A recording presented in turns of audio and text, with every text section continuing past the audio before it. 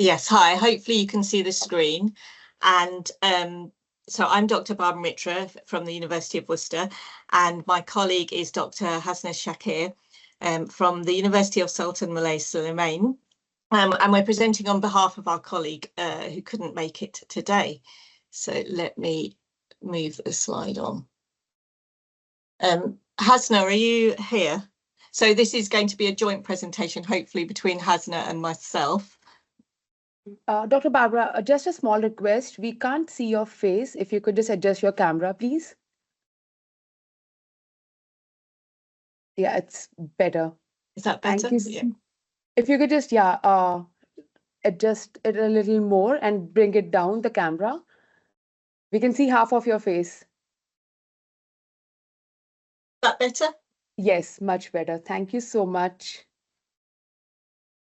Hasnaa, are you here and able to speak?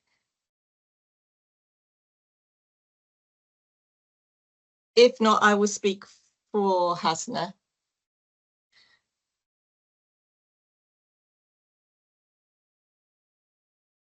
So I'm just checking to see if Hasnaa is here, but 1 second. Yeah. Sorry to interrupt you, Barbara. What I'm going to do is see if I can contact Hasnaa online and just send her a quick email. With the town hall invitation, there are kind of one or two glitches that we've had this morning. So what I'll do is I'll send her a direct link. And I don't know if you're in touch with her via WhatsApp or something like this. So we'll use multiple means of engagement to reach out to Morocco, okay? And in the meanwhile, do feel free to kind of share a couple of slides, Barbara, and inshallah, Hasnaa will be joining us in a few minutes. Okay, thank you. Great, thank you. I have messaged Hasnaa on the WhatsApp as well. So, and I can now see myself. I have the screen full of the PowerPoint. So, our study is about socioeconomic factors and university dropout rates, and how I suppose UDL principles might have prevented some of these students from dropping out. And Hasnaa was going to say that university dropout rates are a significant global concern, and that data reveals alarming figures in various parts of the world. So in Morocco, a recent report by the Moroccan Ministry of Education 2023 revealed that approximately 49% of students in Morocco dropped out of university. And the majority of these students left during their first year of studies. And similarly, there's data for Europe as well from the Organisation for Economic Cooperation and Development. And that revealed that approximately 20% of students who began tertiary education don't tend to complete their studies. So in the UK, the Student Loan Company compared the number of students withdrawing from university over 5 academic years from 2018-19 to 2022-23, and they found that there was an increase of 28% over the 5 years, and that this was not accounted for by increased enrolment. So figures also from the National Student Survey, from Money Survey in 2023 said that 71% of students had considered dropping out at some point. And the 3 most common reasons were mental health issues, which was 59%, money worries, 54%, student loan interest rates. And of course, rates do vary across university. So Worcester was roughly 8.4% compared with some of the other figures. So London Metropolitan was 18% and Birmingham 2.5%. So it's obviously a range. So if Hasnaa is not here yet, I will carry on. But our research revolves around 2 major questions. So the first was about whether to what extent do socioeconomic factors cause students to drop out? And the second was whether UDL concepts can reduce that dropout rate in our universities. And to answer these questions, we conducted interviews. So we got ethical approval and informed consent for students in both Morocco and the UK. And the research is ongoing. But to date, we've interviewed 5 students in the UK and 5 in Morocco and conducted 1 focus group. So the interviews and focus group began with questions that related to the experience of higher education. So firstly, focusing on the course or the institution, and then the socioeconomic aspects, and then finally support. So questions were things like whether they felt at ease on the course. Socioeconomic questions explored external difficulties such as work or travel. And the third group of questions highlighted support during the course that students would have liked to have had. And we used thematic analysis once the interviews were transcribed and the focus groups and anonymised.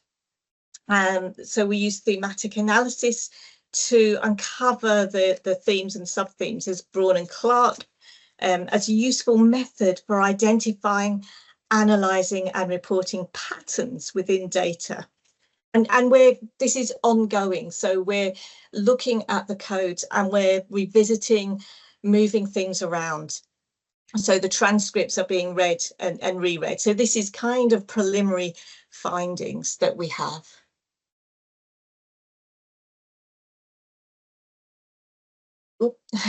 Sorry, it jumped on. So I'm assuming that Hasnaa is not here yet. So I will carry on until Hasnaa hopefully jumps in at some point. So the analysis of preliminary findings showcased some major themes. Oh, here we go. So one theme was isolation, which came out of in different situations of students feeling different, not fitting in, feeling alone, or having conflicts with their peer group. A second theme included difficulties, and this included things like financial travel issues, accommodation, lack of maturity, homesickness, or lack of administrative guidance and support. And then course-related issues was a third major theme that came out. And some of the sub-themes included enrolling in the wrong course, the quality of lectures, lack of motivation, disabilities and disorders. And we'll come to that later on, because that's particularly where we related it to UDL. So the theme of isolation or feeling different to the peer group has come out of some of the interviews so far. So one UK interviewee had feelings of not being in the right place and not fitting in. So they said, I don't enjoy clubbing, I don't enjoy partying. A lot of people at uni, this was here in the UK, all they want to do is go out and party and clubbing and things like that. So that's probably another thing that made me feel quite disconnected from everyone. So this added to the feeling of not being in the right place and not fitting in, alongside not enjoying their course. Similarly, for interviewees, that they noted that another interviewee noted, here's Hasnaa. I'm just talking about the first theme, the isolation. So the interviewee noted that when it was Diwali or something, I didn't have anyone to speak to about it. So I think that also made me feel a bit isolated. There wasn't anything like I could go and sit and have a conversation about it. So one student felt out of place at the university in the UK. I just sort of felt a bit out of place. I live in Birmingham. It's like a big noisy city. There's always so much going on. I live off a main road, so there's like a parade of shops like behind the house. So I'm always hearing noise and stuff. So when I was at uni, it was like 8, 9 o'clock. It just went silent, like completely silent. And it was like being in a ghost town.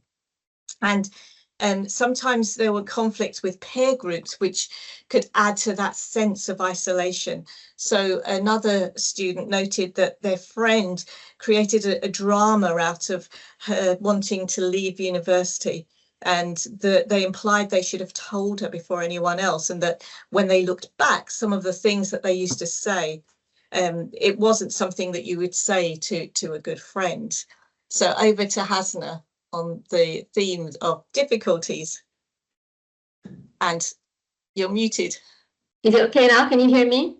Yeah, thank you. The second major theme disclosed by the findings was about difficulties, which include a number of sub-themes, including financial challenges, travel, lack of maturity, accommodation issues, homesickness, and lack of administrative guidance and support. Financial challenges. In Morocco, although there are no fees to pay in public universities, students struggle with the numerous financial issues. Students reported that they are sometimes forced by some teachers to buy books and handouts. They have to pay for accommodation, for food, travel, etc. And the financial support provided by the government is not sufficient. And similarly, in the UK, one student said, I simply didn't qualify for funding and there wasn't anything they could do. Yeah, the same thing with I have no funding for students from the focus group in Morocco. It's true that there are no fees to pay to go to university, but teachers force students to buy their books and handouts. Another student said the scholarship is almost nothing. No university fees, but I have to pay for everything else. Books, handouts, food, travel, etc. Another case was about a student who is threatened by dropping out. She's a first-year student. She said, Dad passed away. I live with my mother who hasn't got a permanent job. I haven't dropped out thanks to women who generously offered to help. This means that nothing is sure. Now we move to travel, yeah. And then travel was another issue that impacted attendance, which then impacted motivation. So somebody in Worcester said it's about 2 bus rides. So they live in Worcester City, but they said it's about 2 bus rides. And sometimes when I didn't attend, it was maybe because a bus was cancelled or issues with transport. Yeah, the same thing for the focus group. Students said, we live in Azamor, which is only 1 bus ride, but buses are often late and they break down a lot. So we are all the time either late or we just don't attend. And then some issues included lack of maturity. So one student said, I think it was to do with age. Now, if I was to go, I probably would just change course. And then another student said that they were homesick. So if I was to go to uni now, I feel like I probably wouldn't have moved out. And those were from the UK. And then accommodation was also an issue where somebody said that their flatmates didn't help because they all just stayed in their rooms and they were very shy. So this added to their sense of isolation and the difficulty of attending. Yeah. Another interesting issue was about lack of administrative guidance and support. According to students, contact with the administration was not always easy. One student admitted when you need information or a document from the administration, it just takes ages. Another student said, I can't forget the first time I went to the department's office to submit documents. The secretary was very rude. Students told me later that she always acts that way. Now, there was also another major theme related to courses this way. We had students. Some students stated enrolling in courses unrelated to their high school studies. As an example, we have a student saying, I had a baccalaureate in physics, but I went to law school because I didn't pass the entrance exams for the schools I had applied for. I chose law because courses are in Arabic, so I thought it would be easy. Another student, almost in the same case, said, I had a baccalaureate in physics, but I went to the School of Humanities because I didn't pass the entrance exams for the schools I had applied for. Students also said having problems with lectures, particularly students majoring in scientific disciplines such as math, physics, They said that they were unable to follow in the schools of law and humanities because of the large numbers of students in the auditoriums. There were always a lot of students and a lot of noise. If you want to listen to the lecturer, you need to come early and sit in the front rows. Otherwise, you leave. Impossible to hear if you sit in the back. Another student said, there is no interaction. Most lecturers read their lectures and tell us to buy their books and handouts. And there was this, in fact, led to lack of motivation. Students said courses are not adapted to job requirements. University doesn't guarantee access to the job market. It's hard to find a job with a BA. And students seem, interestingly, to think that vocational training is the best option. They said vocational, I quote, vocational training is the best option. Less years of studies and more chances to get a job, end of quote. Then, in the same vein, talking about courses not adapted to students with disabilities this time.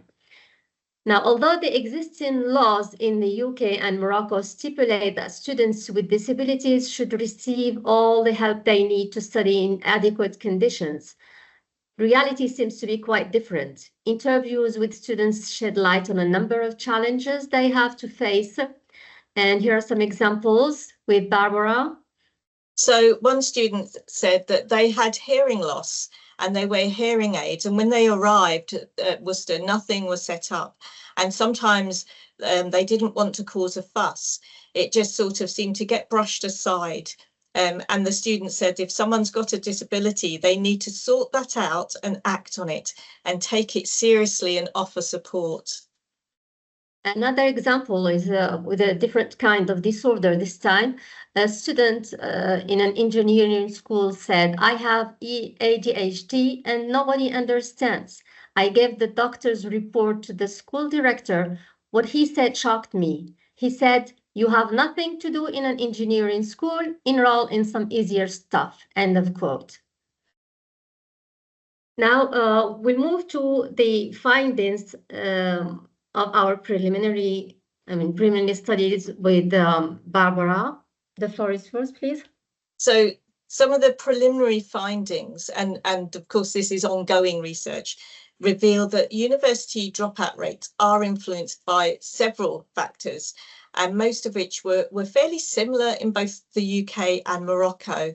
And these factors included things such as students not choosing the right courses, inadequate support systems for students, and failure to meet students' individual needs, and struggles with various learning barriers, particularly financial constraints. And in Morocco, sometimes students enroll in unsuitable courses to ensure their baccalaureate remains valid because it has an expiry date. And over to Hasnaa for the UDL. Now, given this context, we believe that there is an urgent need to reshape our universities by incorporating recent approaches such as universal design for learning. This approach emphasizes creating flexible learning environments that can accommodate the diverse needs of all students, ensuring equal access to education and enhancing overall academic success. The UDL thinking, we believe, in fact, is learner-oriented, which helps, among other things, to know learners and their backgrounds and to identify different barriers to learning.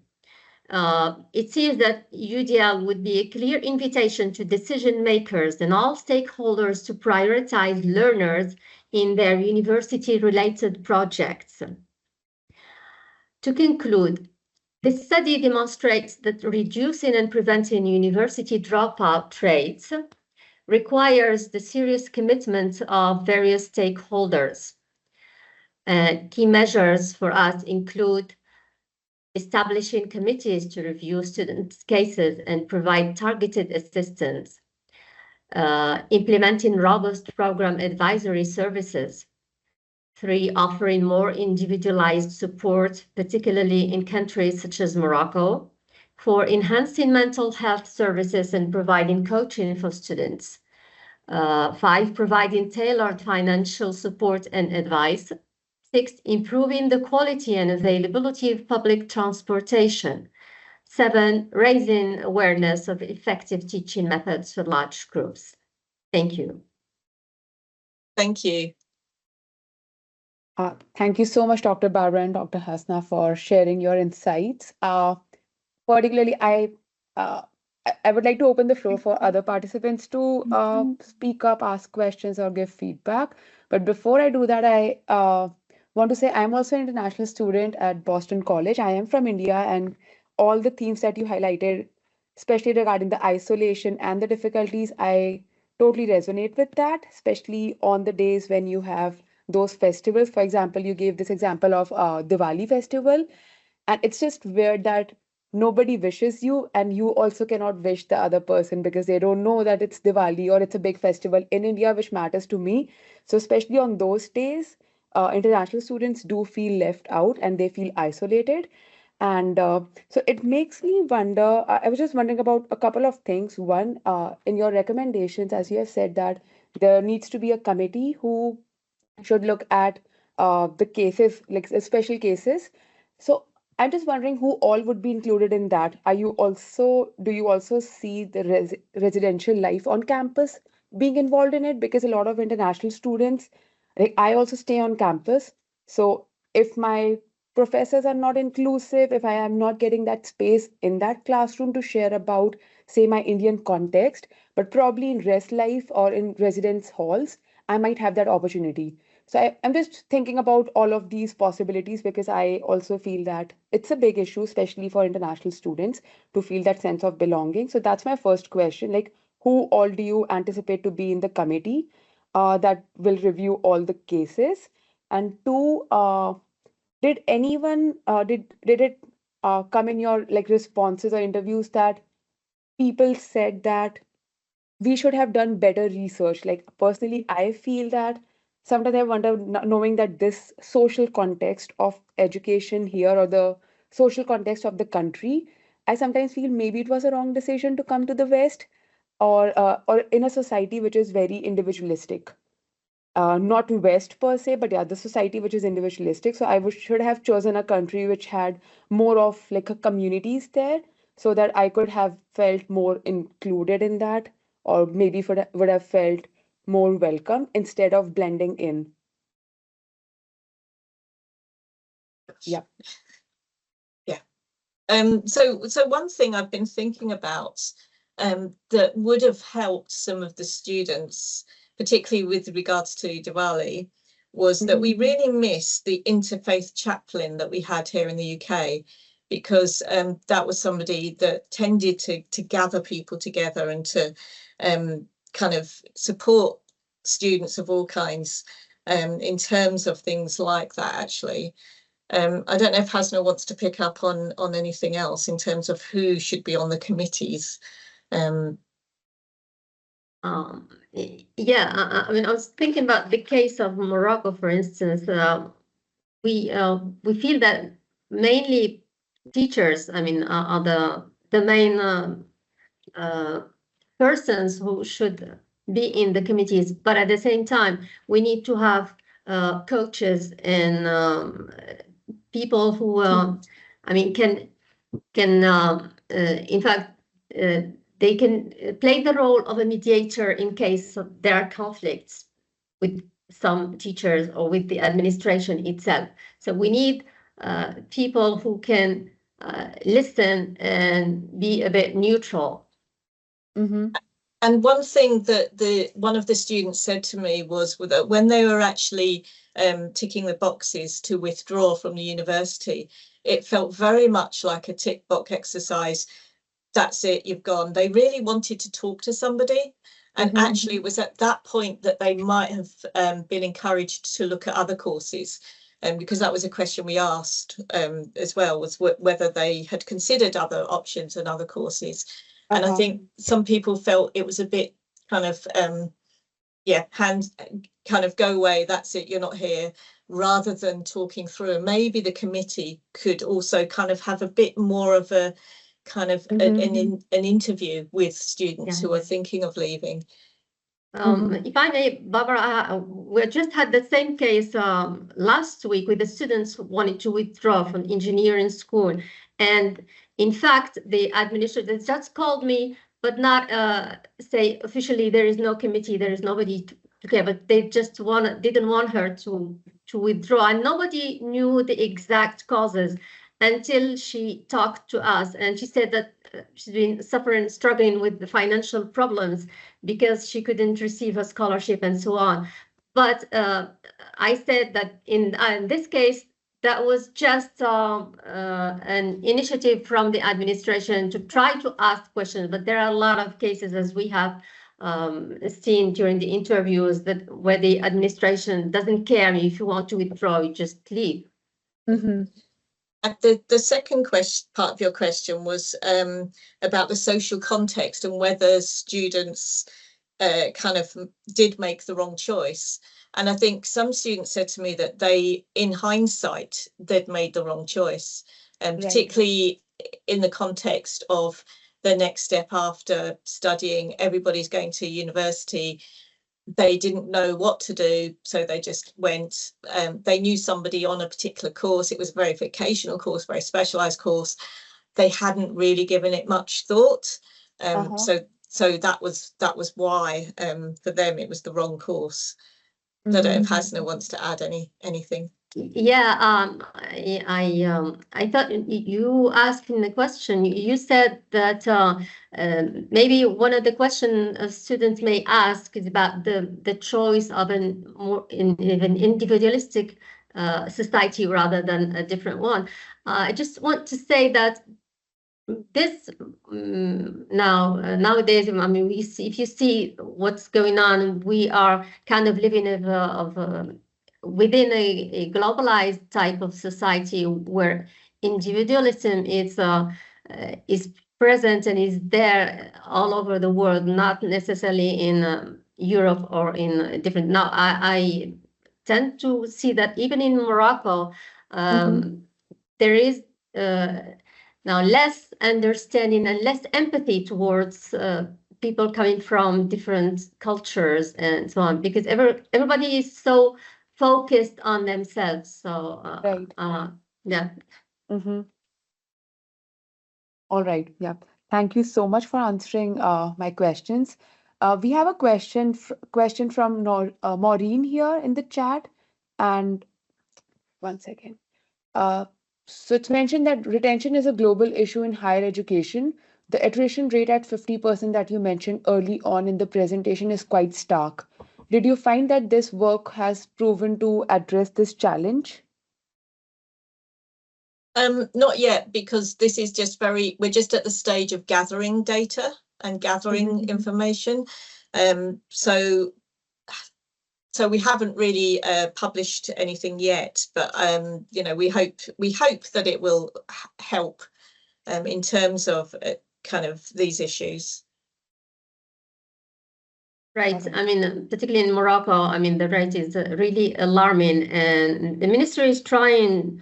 The government, in fact, is trying to make